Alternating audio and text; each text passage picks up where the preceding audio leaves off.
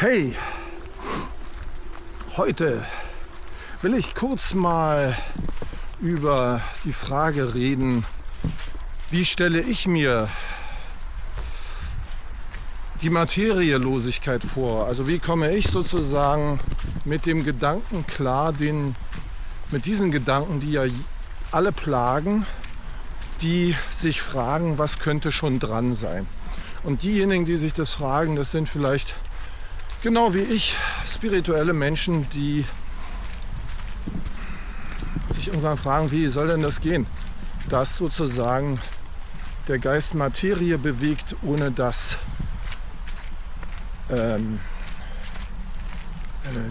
Geist mit der Materie eine direkte Verbindung hat. Das kann doch eigentlich gar nicht sein. Heute regnet es ein bisschen und natürlich werde ich dennoch hier draußen meine Runden drehen, denn für den spirituellen Mann gibt es überhaupt gar keinen Grund, im Stübchen zu bleiben bei so einem spirituellen Regen. Ja genau, also die Frage, wie kann man sich das vorstellen, Materielosigkeit, wo doch alles so fest ist und wir ja alles mit den Sinnen wahrnehmen und die Augen schauen und so weiter, und wie soll das denn alles sonst erklärbar sein? Glaube ich denn vielleicht, dass wenn man mich mit einem Knüppel haut, dass ich dann keinen Schmerz spüre, weil ich total vergeistigt bin und weil ich glaube, dass der Geist einfach alles ermöglichen kann? Also ich sehe das so. Für mich ist das Bewusstsein das letztendliche Sinnesorgan. Das eigentliche Sinnesorgan, um das es geht, ist der Geist. Und der Geist erzeugt Bilder. Und Bilder bedeutet einerseits, dass unsere Vorstellung von Augen, Körper, Materie und so weiter einerseits richtig ist. Und wie soll man sagen, es ist ein gültiges Bild. Aber es ist natürlich nicht das einzige Bild, was der Geist erzeugen kann.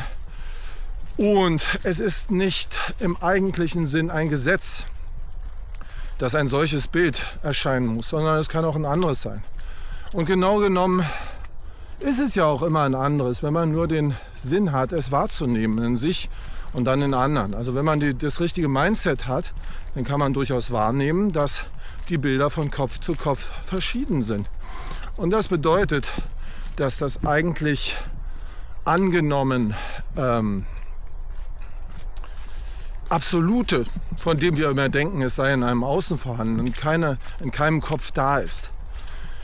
Also ich nehme zur Kenntnis, dass es Regeln gibt in dieser Bewusstseinswelt und dass man scheinbar aus gewissen Regeln nicht rauskommt. So gesehen glaube ich, also ich denke mal, meine Welt ist ganz ähnlich der von jedem anderen.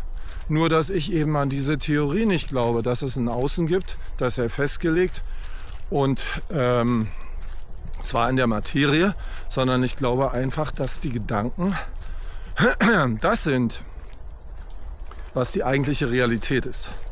Die Realität ist also nicht getrennt von uns, sondern sie entsteht durch uns. Das ist das, was ich glaube. Und ich denke, dass jetzt habe ich das hier, glaube ich, schief aufgesetzt, das ist egal. Ich glaube, dass das eine viel größere Wahrheit hat als der andere Gedanke, der aus meiner Sicht weit hergeholt ist und an 10.000 Stellen nicht stimmt. Der springende Punkt ist, dass wenn man mit dem Weltbild des Materialismus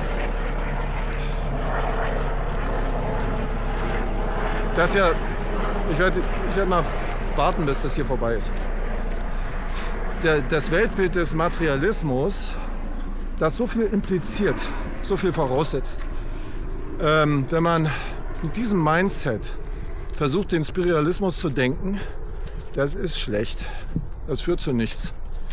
Es wird nichts. Beispielsweise, wenn man glaubt, dass man lediglich der Beobachter von etwas wäre. Oder wenn wenn man denkt, die Realität wäre von einem getrennt und sich dann wundert, dass die Realität den eigenen Gedanken zu gehorchen scheint. Oder also beispielsweise, wenn man sagt zu mir und zu mir sagen würde, Bewusstsein ist überall, heißt das denn, der Stein da drüben könne denken? Da würde ich sagen, das hielte ich für nicht unmöglich. Ich würde sagen, das kann man ja immer von zwei Seiten sehen. Einerseits kann man sagen, warum soll der Stein nicht denken? Auf eine ganz andere Art und Weise, als wir es uns vorstellen können.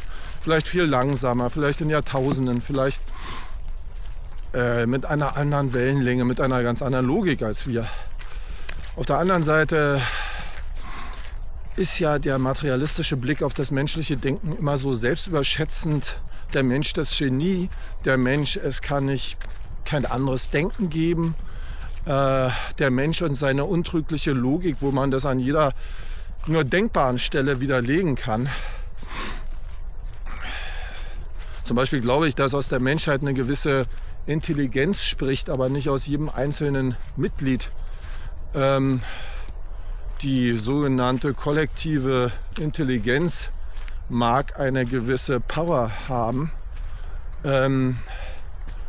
aber so im Normalleben trifft man die ja gar nicht an, sondern der Mensch als solche ist nicht besonders klug. Der Mensch identifiziert sich ja auch mit der gesamten Brainpower der Menschheit. Ja, das hält er für quasi sein Denken.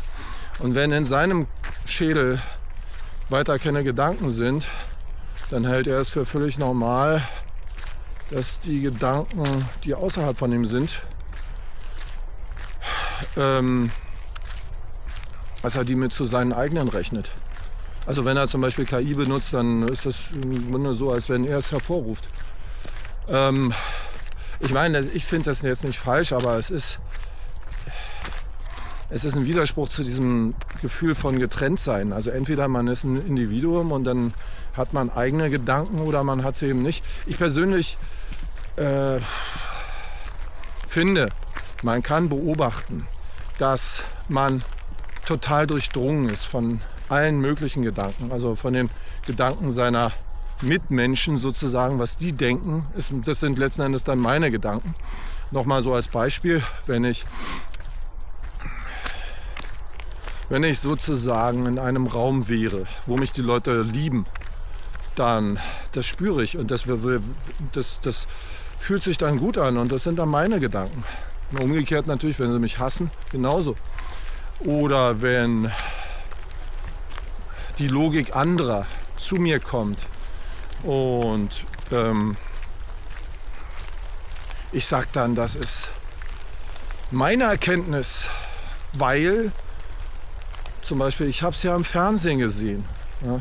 Was habe ich also gesehen? Ich habe gesehen, dass Leute Bilder zurechtgemacht haben und das halte ich dann für meine Information.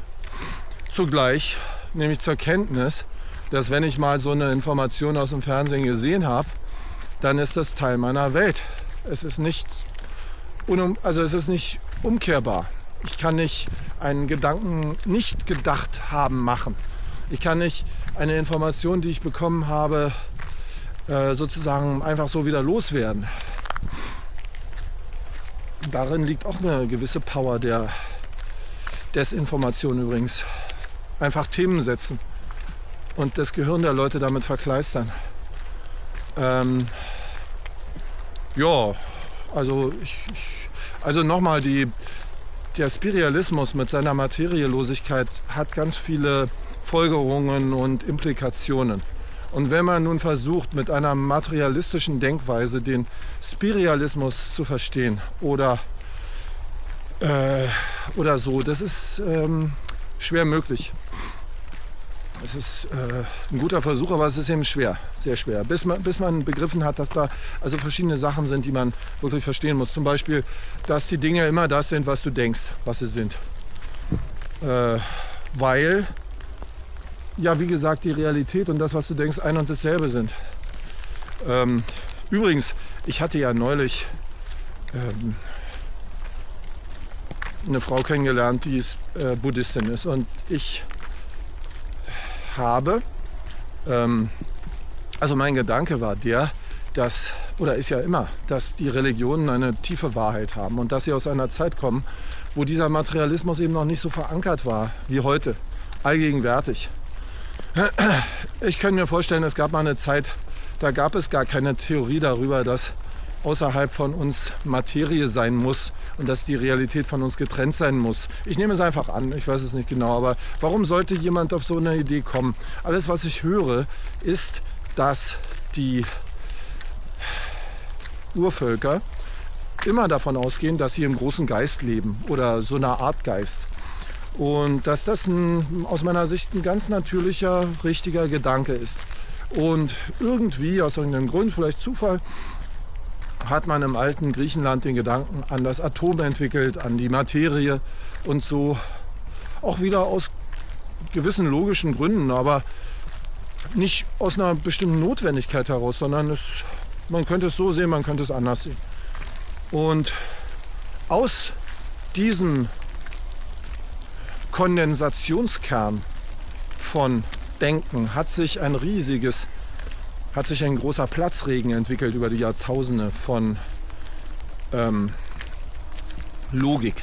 Logik innerhalb des Materialismus. Und gutmütig, wie das Bewusstsein nun mal ist innerhalb des Bewusstseins auch so etwas möglich, dass jemand einfach sagt, okay, außerhalb von uns ist eine Realität und das funktioniert, weil das Bewusstsein als Lieferer von Bildern im Prinzip alles darstellen kann.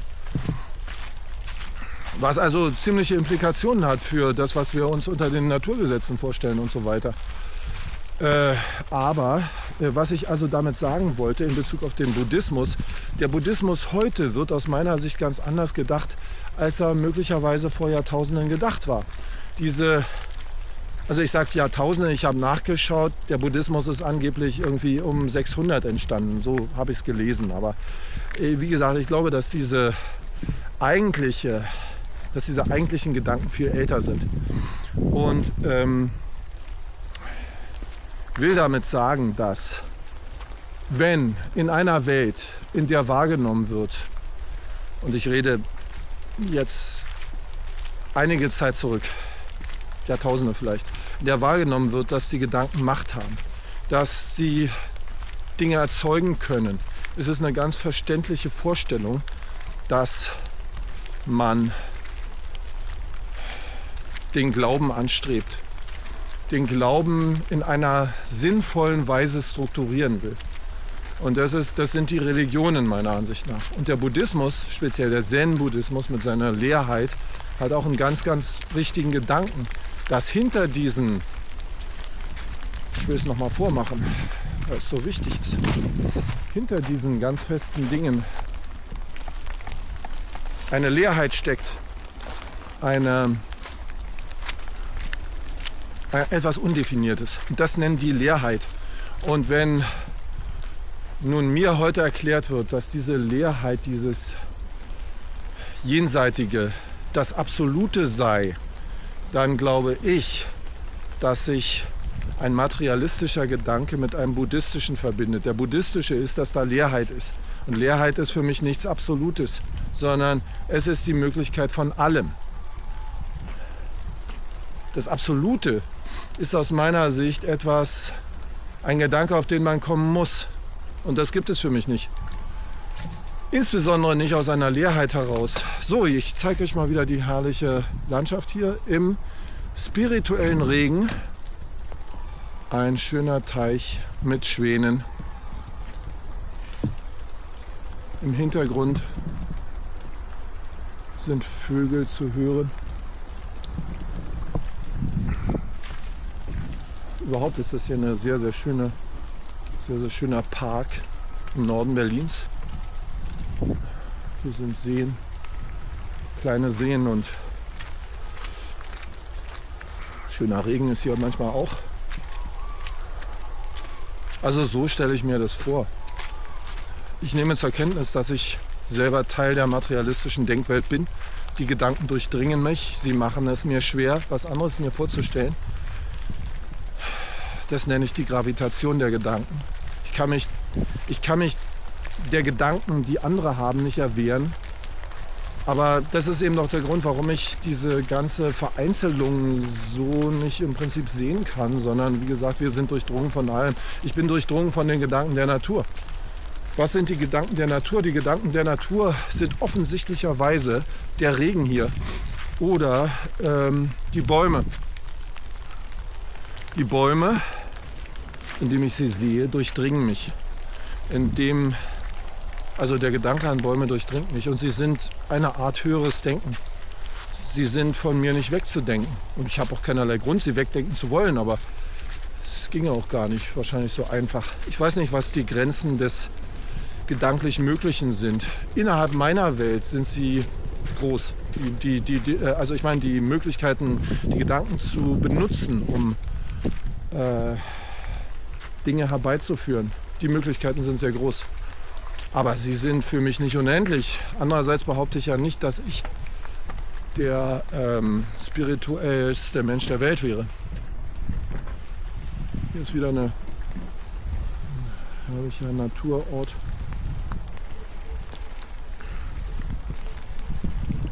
Und deshalb ist für mich der Materialismus einfach eine Theorie und überhaupt nicht gesetzt. Ich nehme zur Kenntnis, dass man sich ja immer auch irren kann, aber ich halte den Materialismus für ein bisschen unwahrscheinlich.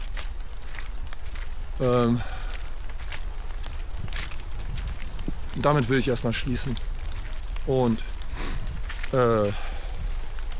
würde mir wünschen, dass ihr ein Like da lasst und ein Abonnement, wenn ihr denn wollt, und die Glocke betätigt und verabschiede mich.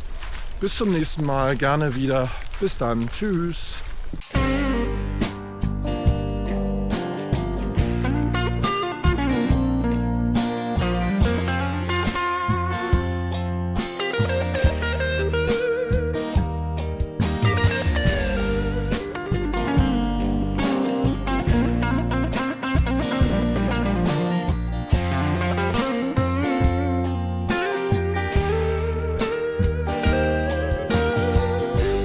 I can take your anger, baby.